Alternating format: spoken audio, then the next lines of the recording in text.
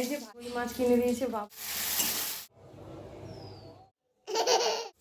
Hello বন্ধুরা, HD লাইফে তোমাদের সবাইকে স্বাগত জানিয়ে শুরু করছি আরও একটা নতুন ব্লগ। কেমন আছো তোমরা সবাই? আশা করি ভালো আছো, আমিও ভালো আছি। আর দেখো, আজ তো বৃহস্পতিবার, সকালবেলায় সব কাজকর্ম সেরে তারপরে পুজো দিয়ে নিলাম। ফুল আনতে গেছিলাম বাজারে, বাজার থেকে এসে স্নান করে একবারে পুজো দিয়ে নিয়েছি। আর সকালে তো ঘর দুয়ার সব মুছেই নিয়েছিলাম। আর এখন বাজে বেলা 11টা। এখন এসেছি আমি রান্নাঘরে। আর আজ জানো তো এখনও টিফিন হয়নি, তো টিফিন করিও নি কিছু। কাল রাতের একটা রুটি আছে, এই দেখো, আর একটু তরকারি নিয়ে নিয়েছি। আর যেহেতু একটা রুটি, তার সঙ্গে এই দেখো একটা ডিম ভেজে নিচ্ছি। এই যে ভাত বসিয়ে দিয়েছি, ভাত হতে থাকুক, ততক্ষণে আমি টিফিনটা করে নিই।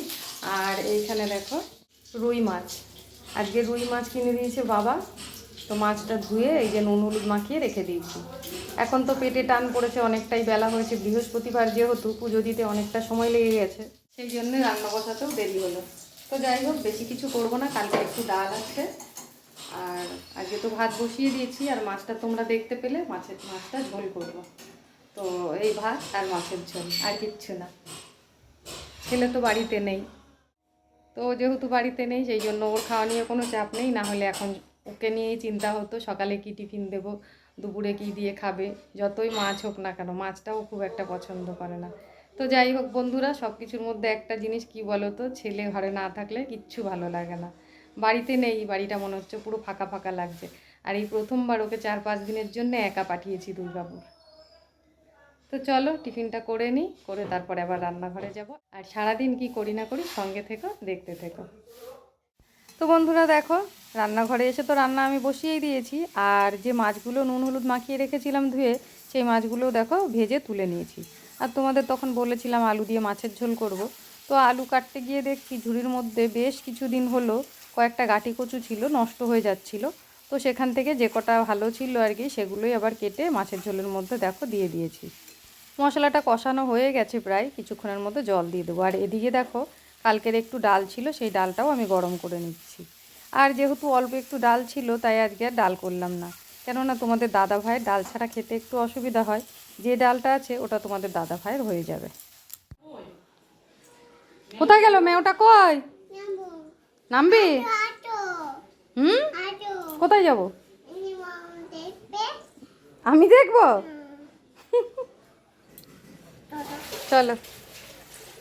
তো বন্ধুরা, আমার রান্না বান্না হওয়ার পরপরই তোমাদের দাদাভাই বাড়ি চলে এসেছিল। তো ও যখন স্নান করছিল সেই সময় আমি আমাদের পুচকিটার সাথে একটু খেললাম। খেলে তারপরে দেখো খেতে বসেছি। আর কি কি রান্না করেছি তোমাদের তো একবার বলেইছি, তাও বলে দিচ্ছি। দেখো, মাছের ঝোল আর ডাল। সেই দুপুরের পর দেখো চলে এসেছি ছাদে।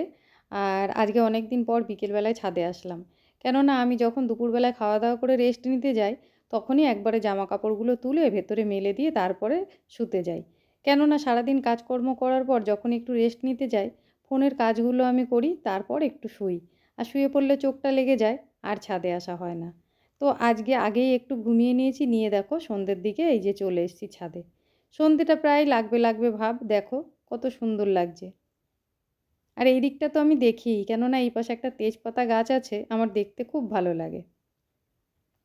তো চলো, জামা কাপড়গুলো আমি তুলে নিয়েছি, নিয়েই তারপরে ভিডিওটা করলাম। এবার নিচে যাই। আর সন্ধে যেহেতু লেগে গেছে, এখন গিয়ে আবার ঠাকুর ঘরে যাব, সন্ধে দেব।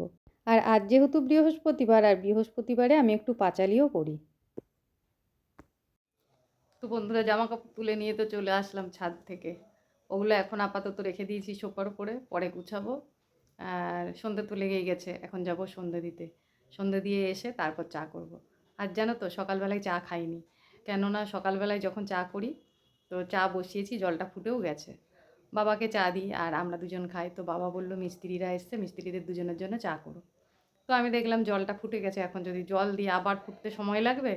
তো সেই জলের মধ্যেই চা করে ফেলেছিলাম, আর সবাইকে চা দিয়েছি, আমি আর তখন খাইনি। তারপর ভেবেছিলাম আর একটু বেলা হলে খাবো, আর চা খাওয়ার আজকে সময় পাইনি। কেননা সব কাজকর্ম সেরে তারপরে একটু বাজার দিকে গেছিলাম, সেখান থেকে এসেই স্নান করে ঠাকুর ঘরে চলে গেছি। ঠাকুর ঘর থেকে পুজো দিয়ে আস্তে আস্তে 11টা বেজে গেছে, তখন চা খাবো না টিফিন করব। তো সেই জন্যে সেই সময় আমি একটু টিফিন করে নিয়েছিলাম, চাটা আর খাওয়া হয়নি। আর দুপুরে খাওয়াটাও আজকে তাড়াতাড়ি হয়ে গেছে।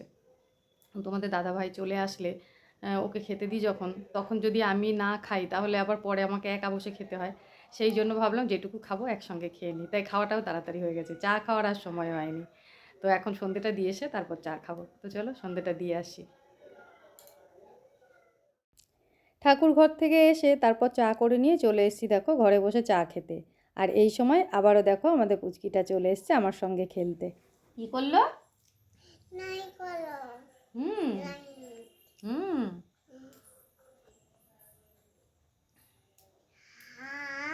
আহ আহ আমি খাবো। আচ্ছা। আহ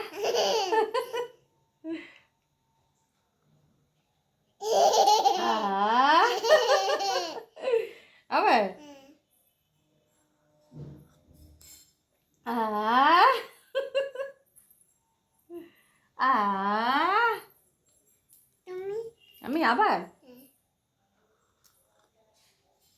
আহ